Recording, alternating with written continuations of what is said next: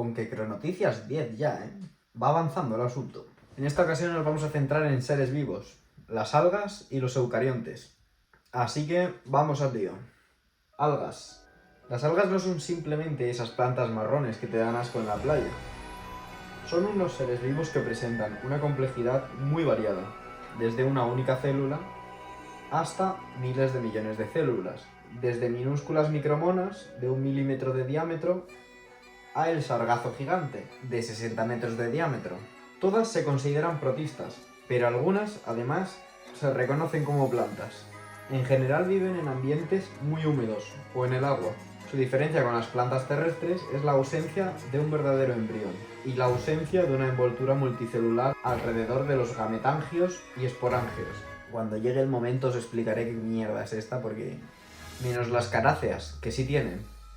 Se han descrito más de 45.000 especies y en los ecosistemas acuáticos son los principales productores primarios y la base de la cadena trófica. Muchas son unicelulares, otras coloniales y algunas complejas. Las más grandes están en el mar de los sargazos.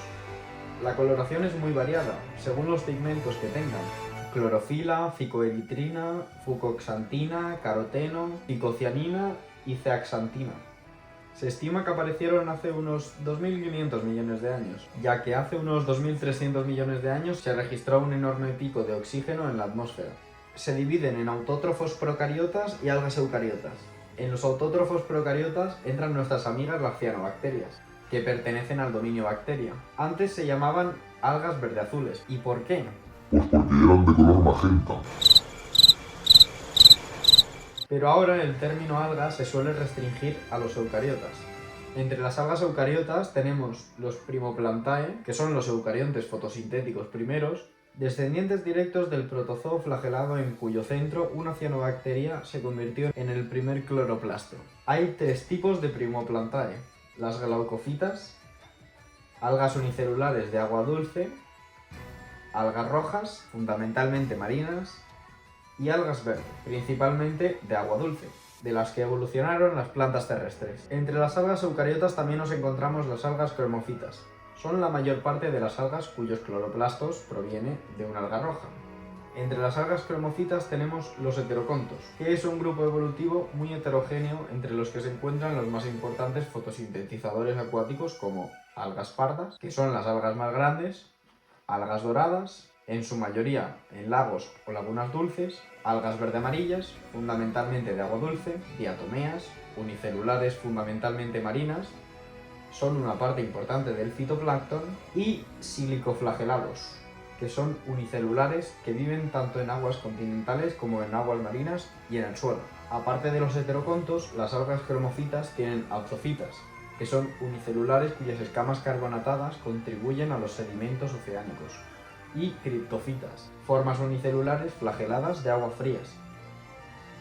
Aparte de Primoplantae y algas cromofitas, las algas eucariotas incluyen otro grupo como los euglénidos, que son protistas unicelulares flagelados de agua dulce con plastos verdes, entre los que se encuentran los trypanosoma, que son responsables de la enfermedad del sueño, y los dinoflagelados, que tienen cloroplastos de alga roja, entre las que se encuentran las zooxantelas, que crecen en corales. Forman relaciones simbióticas con algunos organismos heterótrofos como hongos y moluscos. También las hay hipertermófilas, en fuentes termales, y hay algunas cosas interesantes como los blooms, producidos por algunas algas eucariotas unicelulares que protagonizan mareas tóxicas. Y bueno, ya habéis visto que las algas es un mundo completamente loco, que hay un montón de tipos. Yo los desconocía, la verdad.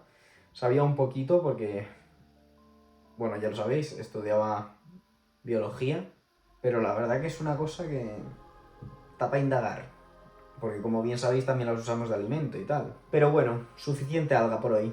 Pasamos al siguiente tema, eucariontes. Las células eucariotas, nuestras células, se distinguen de las procariotas principalmente en que tienen un núcleo celular organizado que contiene el ADN. El paso de procariota a eucariota significó un gran salto de complejidad en la vida. El segundo más importante tras el origen de la vida, la biogénesis. Estas células permitieron la aparición de organismos pluricelulares y componen 4 reinos: plantas, animales, hongos y protistas. Presentan un citoplasma organizado en compartimentos separados, los orgánulos. El compartimento más tocho es el núcleo.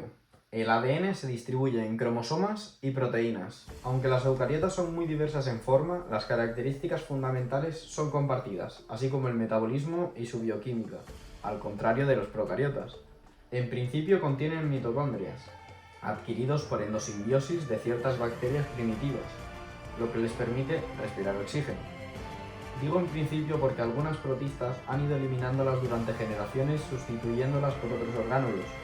Los eucariontes fotosintéticos además tienen unos orgánulos llamados plastos, derivados de la endosimbiosis de cianobacterias. La teoría más difundida en cuanto a su origen es la endosimbiosis seriada de Lynn Margulis, que dice que la eucariota es una sucesión de endosimbiosis de procariotas. Las eucariotas forman el dominio Eukarya, repartido en 4 reinos como bien he dicho antes, y hay organismos muy variados, desde un dinoflagelado a una secuoya, un calamar, un racimo de setas, una ameba o tú mismo. Células animales. Componen los tejidos de los animales y no tienen paredes celulares ni cloroplastos. Tienen más centriolos y vacuolas, pero más pequeños. Como no tienen pared celular rígida, pueden adoptar muchas formas, incluso pueden fagocitar otras. Las células vegetales tienen una vacuola central grande que le da forma, una pared celular de celulosa, plasmodesmos, que son enlaces en las paredes celulares para que se comuniquen entre células, y plastos, especialmente los que contienen clorofila, que les da el color verde y les permite realizar la fotosíntesis. Los grupos de plantas sin flagelos no tienen centriolos. Células de los hongos. Son similares a las células animales, tienen una pared celular de quitina, menos definición entre células y solamente los hongos más primitivos, los Chytridiomycota, tienen flagelos. Células protistas. Algunos protistas son unicelulares de hasta 20 centímetros de diámetro como Syringamina fragilissima, pero son organismos bastante random y difíciles de categorizar. Se reproducen de varias formas, por bipartición, el núcleo se parte en dos y la célula se divide en dos del mismo tamaño, gemación, el núcleo se parte en dos y uno se desplaza a la membrana formando una yema que se separa formando dos células de distinto tamaño, o esporulación. El núcleo se divide repetidamente y se rodean de membranas formando esporas. Así que bueno, esto ha sido todo lo que tenía que contar de Cronoticias 10. Y ahora con estas células estamos un paso más cerca de llegar a nosotros. Pero bueno, tiempo al tiempo. Espero que os haya gustado. Suscribiros, la verdad, me molaría. Y bueno, ya sabéis que tengo otro canal donde hago mis rutitas y aquí, bueno, pues cada semana hay un tema. Así que nada, nos vemos pronto. Hasta luego.